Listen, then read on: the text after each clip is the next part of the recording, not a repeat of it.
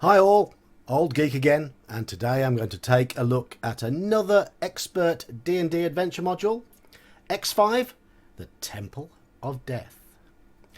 X5 was the second part in David Cook's Desert Nomads series, following X4, Master of the Desert Nomads.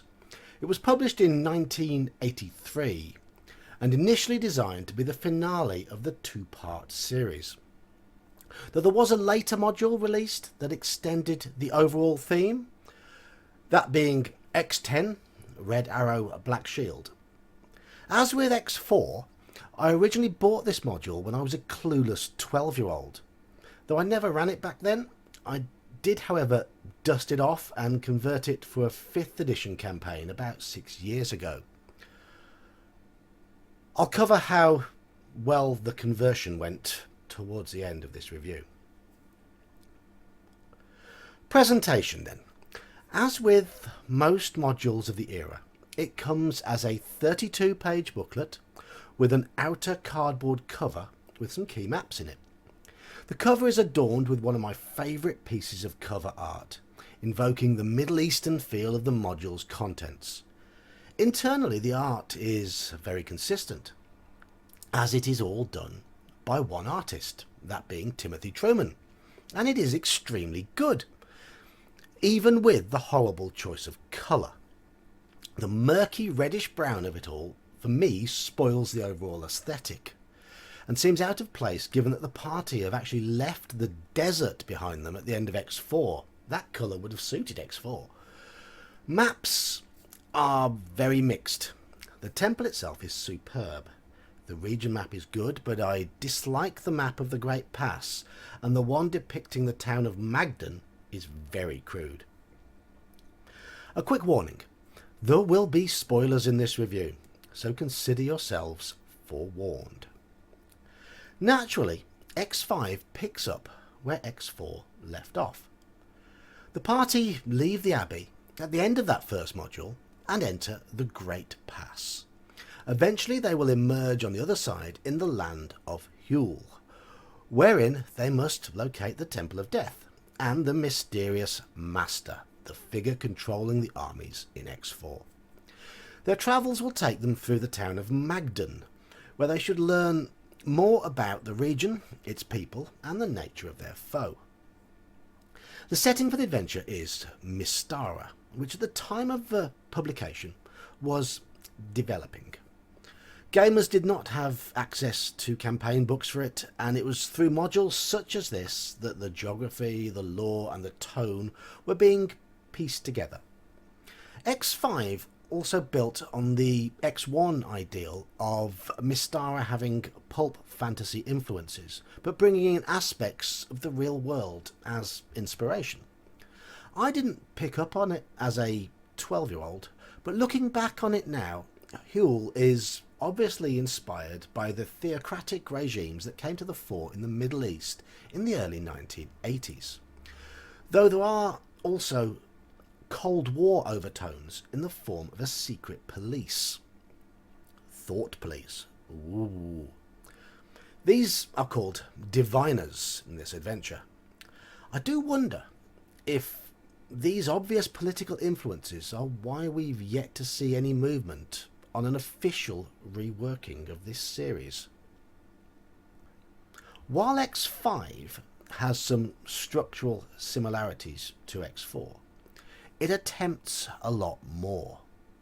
It has a similar initial linear path to most of the first half of the module, with a sizable dungeon crawl at the end. But the events in X4 were fewer, more detailed, and of a larger scale, whereas X5 puts a lot more in the hands of the DM. There's less structure to them, and there are more gaps. There's no way that I could have run this effectively when I was 12.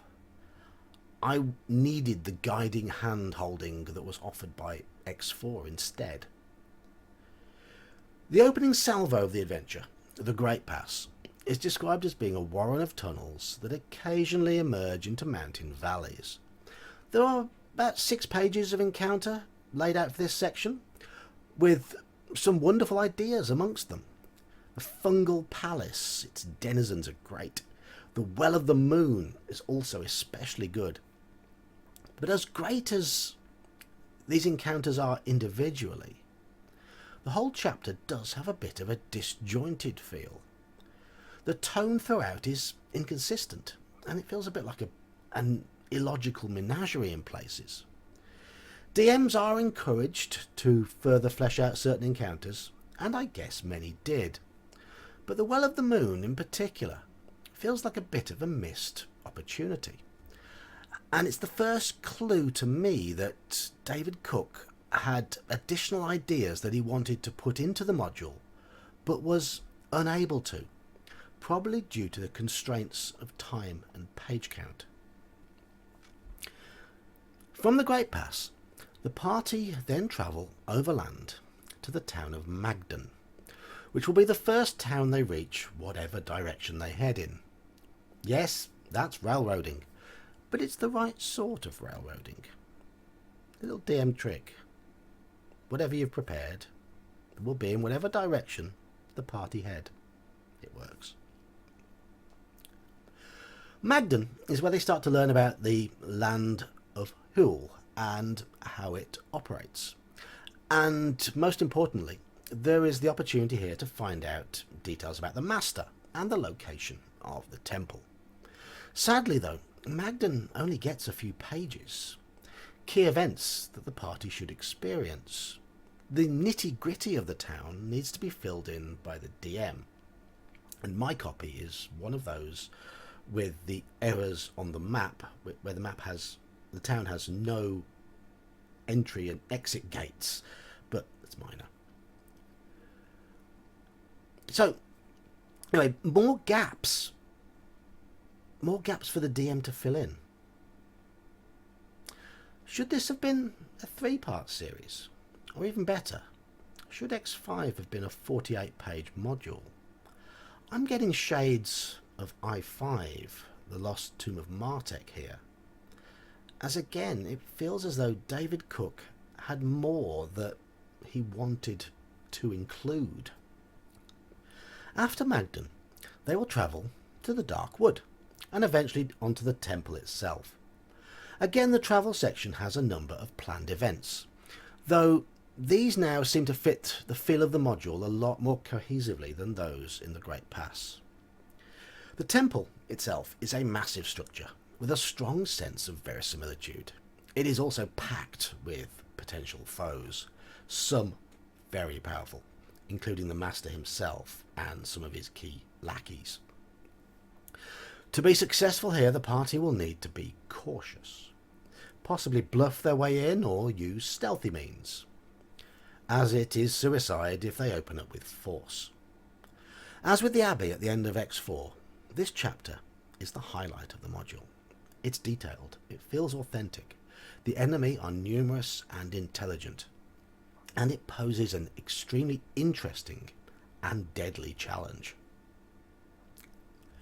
X5, the Temple of Death, is clearly a module with great ambition.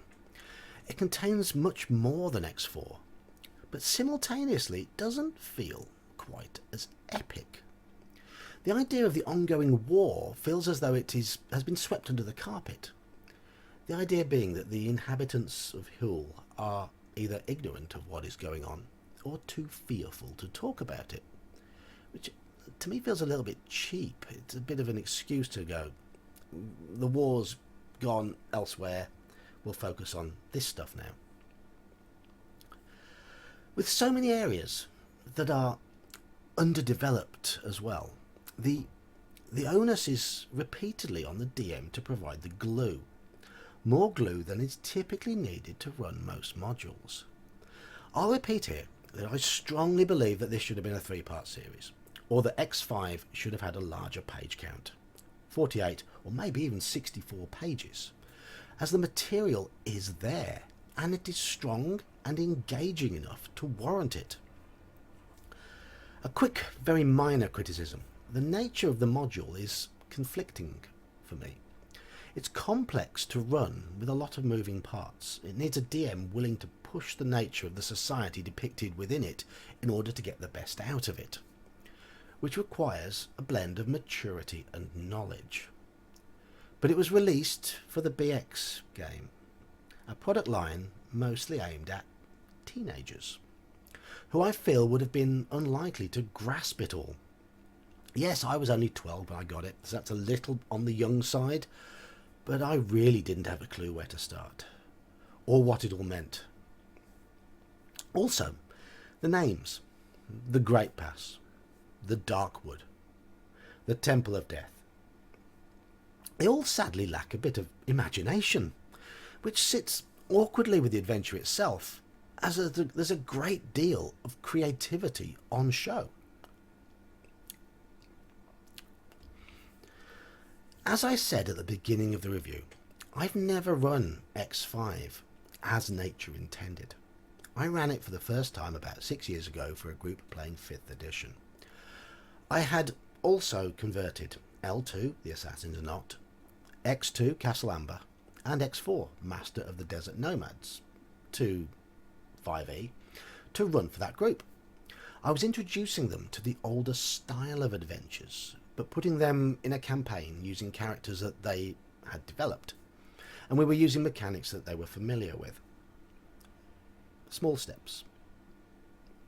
I got them over to AD&D in the end. Of those 4 modules, X4 was the easiest to convert. Its episodic set-piece nature lending itself perfectly to the process. X5 was by far the toughest. It's a bit of a beast already to unpick the details and attempt to fill in the gaps. But add to that converting the plethora of enemies to 5th edition equivalents, it was just too much work. For the record, I created the Master as a clerical version of a Lich. He worked fine. Sadly, I think that the amount of work that I had to put into reworking mechanics and all the creatures and NPCs in the adventure, because there are several new monsters as well, I think it all adversely impacted me creatively, and I feel I ran the whole thing a little too robotically because I was having to focus on getting the mechanics right too often.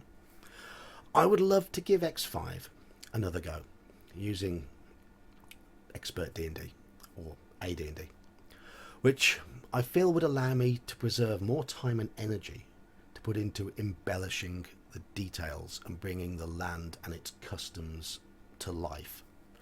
I think my players enjoyed it all though, despite the fact that the campaign ended in disaster. They were too gung-ho in the temple, and they got greedy. Only one of them escaped with his life. They still had little too much of the 5th edition mindset in their gaming style. Thus I find X5 a very difficult module to give a rating to. My experience running it was not especially positive, but that was due to the amount of work that I put on myself. I've read it through again for this review, and I can see so many places that I left unexplored, so many little details that would have given it all more life. And that's clearly a major plus, as the subject material is engaging. I would love to see what Goodman Games could do with it, but maybe the 80s politics that run through the adventure might be too much for the fragile modern audience.